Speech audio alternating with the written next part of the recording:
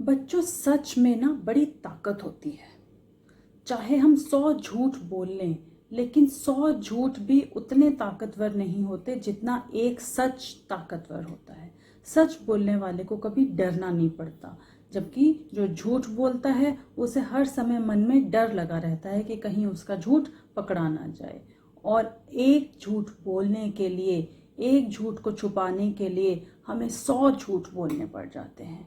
कभी इस बात को महसूस करना, देखना कि आप अपनी गलती को छुपाने के लिए कोई छोटा सा झूठ बोल देते हो और फिर उस झूठ को छुपाने के लिए एक के बाद दूसरा, दूसरे के बाद तीसरा आपको लगातार झूठ बोलने पड़ते हैं।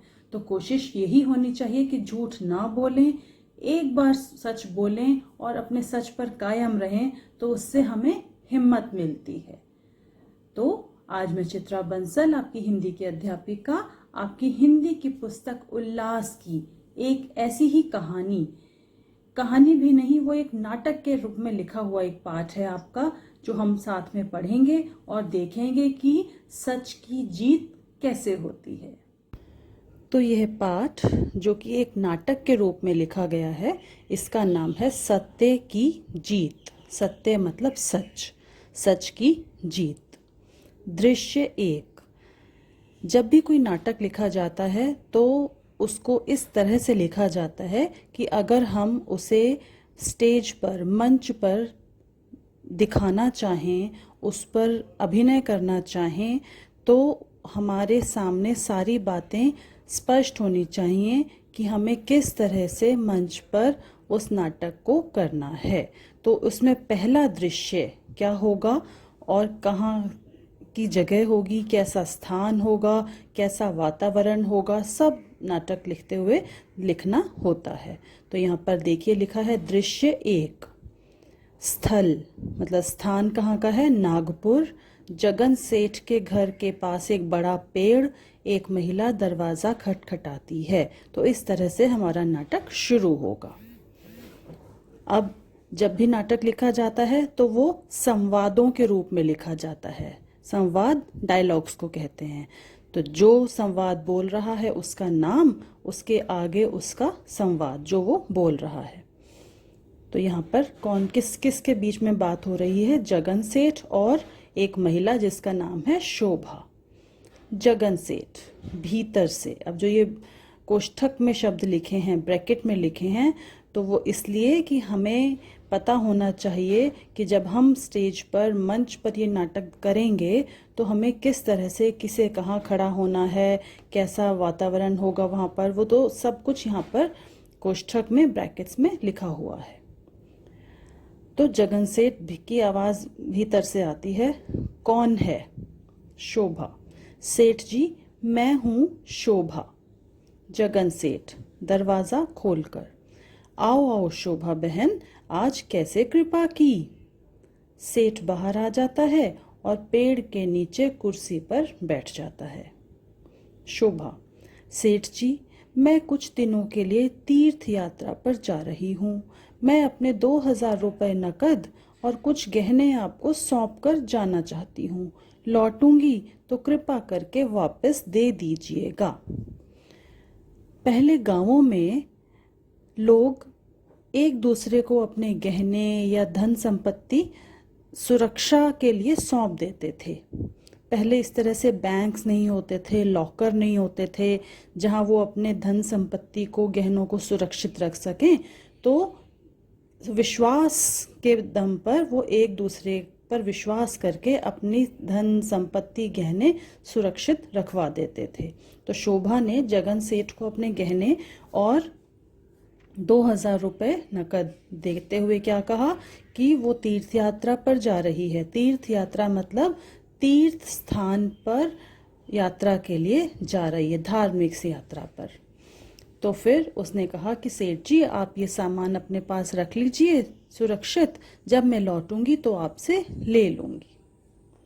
जगन सेठ, तुम चिंता मत करो, जब तुम लौट कर आओगी तो अपनी धरोहर सुरक्षित पाओगी। धरोहर कहते हैं किसी के सामान को संभाल कर अपने पास रखना। किसी से मिला हुआ सामान धरोहर कहलाता है। तो सेठ जी ने उसकी चिंता को दूर करते हुए कहा कि ये तुम्हारा सामान मेरे पास सुरक्षित रहेगा, जब तुम आओगी तो मुझसे ले लेना। शोभा, मैं आपकी बहुत आभारी हूँ, आपने मेरी चिंता दूर कर दी। आभारी मतलब मैं आपका शुक्रिया कहना चाहती हूँ, मैं आपका एहसान मानती हूँ कि आप मेरी मदद कर रहे हैं। शोभा 2000 रुपये नकद और गहने सौंपकर चली जाती है। जगन सेठ मन ही मन सोचता है, इसकी पूंजी लौटाने से इनकार कर दूं तो। ये बात उन्होंने किसी को कही नहीं है, उनके मन में आया है ऐसा। मन ही मन उन्होंने सोचा, उनके मन में लालच आ गया कि इसकी पूंजी मतलब इसकी धन संपत्ति, सारे जेवर अगर मैं लौटाने से मना कर दूं तो भी वो मेरा कुछ नहीं बिगाड़ पाएगी। क्यों आया उनके मन में? क्योंकि कोई और तीसरा व्यक्ति तो देख नहीं रहा था, ये बात सिर्फ उन दोनों के बीच में हुई थी कि तो किसी को पता भी नहीं चलेगा कि उन्होंने उसका सामान इस तरह से उसको लौटाने से मना कर दिया है। यहाँ तक हो गया पहला दृश्य। अब दृश्य 2। स्थल मतलब स्थान कौन सा है? पहले दृश्य जैसा। शोभा, सेठ जी मैं तीर्थ यात्रा से आ गई हूँ, अपनी धरोहर वापस ले जाना चाहती हूँ। जगन सेठ, कैसी धरोहर? किसकी धरोहर? किसे दी थी? देखा आपने, तो इसका मतलब जगन सेठ के मन में लालच आ गया है और अब वो उसको उसकी धरोहर वापस नहीं करना चाह रहे हैं। शोभा, नहीं सेठ जी ऐसा ना कीजिए, मुझ गरीब को मत लूटिए, मैं 2000 रुपये नकद और कुछ गहने आपको सौंप कर गई थी। तो बेचारी रोने लगती है, घबरा जाती है कि जिन पर उसने विश्वास किया था ऐसा ना हो कि वो उसके साथ बेईमानी करें, उसका सामान ना लौटाएं। तो जगन सेठ ने क्या बोला? मुझे लुटेरा कहती हो, गाली देती हो, चली जाओ यहाँ से। शोभा निराश होकर चली जाती है। तो एक तो जगन सेठ गलत काम कर रहे थे, उसके सामान को उसको वापस लौटाने से मना कर रहे थे और दूसरी तरफ उसी पर चिल्ला रहे थे। क्यों? क्योंकि उन्हें लगा वो तो बेचारी गरीब है, कमज़ोर है, वो उनका क्या बिगाड़ सकती है। ठीक, यहाँ तक दूसरा दृश्य हुआ। अब दृश्य 3। अब स्थल क्या है, किस जगह बातचीत हो रही है? ये न्यायालय, न्यायाधीश शोभा और जगन सेठ बैठे हैं वहाँ पर और स्थल है न्यायालय मतलब कोर्ट। तो जब शोभा के साथ उन्होंने, जगन सेठ ने इस तरह से चालाकी करने की कोशिश की तो ये बात न्यायालय तक पहुंच गई। शोभा उनकी शिकायत लेकर न्यायालय पहुंची तो उन दोनों को वहां बुलाया गया। न्यायाधीश कहते हैं जो न्याय करते हैं, जज। न्यायाधीश शोभा से, हाँ बोलिए आपकी क्या शिकायत है? शोभा, सरकार 4 महीने पहले की बात है, मैं 2000 रुपये नकद और कुछ गहने जगन सेठ के पास धरोहर रखकर तीर्थ यात्रा पर गई थी।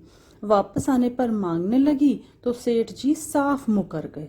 मुकर गए मतलब मना कर दिया, इनकार कर दिया कि तुमने मुझे तो कुछ दिया ही नहीं था। तो न्यायाधीश फिर जगन सेठ से पूछते हैं, क्यों जगन सेठ, यह महिला क्या सच कह रही है?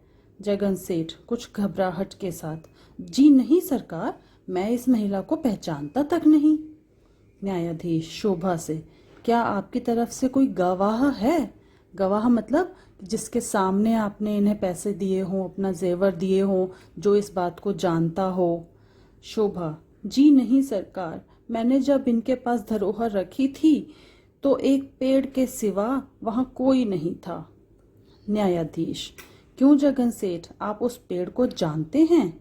जगन सेठ, जी नहीं सरकार, मैंने तो उस पेड़ को सपने में भी नहीं देखा। न्यायाधीश, शोभा जी आप जाइए और उस पेड़ की एक टहनी तोड़कर लाइए, वही गवाही देगी। शोभा चली जाती है। गवाही देने का मतलब है कि जिसने किसी घटना को देखा हो वो ये बता सके कि हाँ ऐसा हुआ था। तो अब न्यायाधीश ने शोभा को कहा उस पेड़ की टहनी ले आओ, वो गवाही देगी। पर पेड़ की टहनी कैसे बोल सकती है? तो अब देखते हैं कि न्यायाधीश ने ऐसा क्यों कहा। थोड़ी देर बाद न्यायाधीश, शोभा अभी तक नहीं आई। जगन सेठ से, जरा आप खिड़की से देखिए वह आ रही है या नहीं। जगन सेठ, सरकार वह पेड़ तो यहाँ से लगभग 3 किलोमीटर दूर है, शोभा तो अभी वहां पहुंची भी नहीं होगी। तो आप भी समझ रहे होंगे ना कि अगर जगन सेठ और शोभा के बीच कोई बात ही नहीं हुई, उसने उन्हें कुछ दिया ही नहीं, और जैसे वो कह रहे हैं कि कौन सा पेड़ कैसा पेड़, तो उन्हें क्या पता कि वो पेड़ यहाँ से 3 किलोमीटर दूर है। तो लगता है उनकी चोरी पकड़ी गई। अब आगे देखते हैं। न्यायाधीश: क्यों जगन सेठ, आप तो उस महिला और उस पेड़ को जानते भी नहीं थे, फिर आपने यह कैसे जाना कि पेड़ कितनी दूर है? जाओ, उसकी धरोहर उसके आने से पहले ले आओ, नहीं तो तुमको कठोर दंड दिया जाएगा। तो न्यायाधीश देखिए कितने समझदार थे। उन्हें पता था कि जगन सेठ उस महिला की कमजोरी का फायदा उठा रहे हैं। तो न्यायाधीश ने जगन सेठ के झूठ को पकड़ लिया और उन्हें बोला, जल्दी से उसकी धरोहर वापस ले आओ। जगन सेठ गिड़गिड़ाता हुआ: क्षमा कीजिए सरकार, मैं लालच में आकर बेईमानी करने लगा था। मैं शोभा बहन की धरोहर अभी लौटा देता हूँ। गिड़गिड़ाने लगा मतलब माफी मांगने लगा जगन सेठ। उसे लगा अब तो मैं पकड़ा गया, और अगर मैंने अपनी गलती नहीं मानी तो मुझे दंड दिया जाएगा। तो उसने झट से माफी मांगी और शोभा बहन की धरोहर लौटाने को राजी हो गया। तो किस तरह से न्यायाधीश ने बड़ी समझदारी और सूझबूझ से जगन सेठ की चालाकी को, बेईमानी को पकड़ लिया और शोभा के साथ न्याय किया। तो देखा आपने, सच सामने आ ही जाता है। झूठ टिक नहीं पाता और सच छुप नहीं पाता। कोई ना कोई तरीका सच को सामने लाने के लिए मिल ही जाता है। इसलिए झूठ का सहारा कभी नहीं लेना। सच बोलना कभी कभी मुश्किल ज़रूर लगता है, पर अच्छा यही है कि हम हमेशा सच बोलें। गलती को छुपाने से बेहतर है कि सच बोलकर उसको माने, ताकि आगे से वो गलती ना हो। एक बार झूठ बोलने की गंदी आदत पड़ जाती है तो वो छूटनी बड़ी मुश्किल हो जाती है और उससे फिर बहुत नुकसान होता है। तो याद रखना है इस बात को कि झूठ नहीं बोलना है, छोटी बातों में भी नहीं, बड़ी बातों में भी नहीं। भले ही थोड़ा बहुत नुकसान उठाना पड़े, किसी की डांट खानी पड़े, लेकिन सच बोलना है। ठीक है, तो आप प्रॉमिस कीजिए, वादा कीजिए कि झूठ नहीं बोलेंगे, हमेशा सच का साथ देंगे और खुद भी सच ही बोलेंगे। तो अब हम चलें, फिर मिलेंगे अगला पाठ पढ़ने के लिए। तब तक के लिए अपनी हर बात में, हर काम में आज जो मिली हुई सीख है उसको याद रखिएगा और ज़रूर मुझे बताइएगा इस कमेंट बॉक्स में लिखकर कि सच बोलने से आपको क्या क्या अनुभव हुए।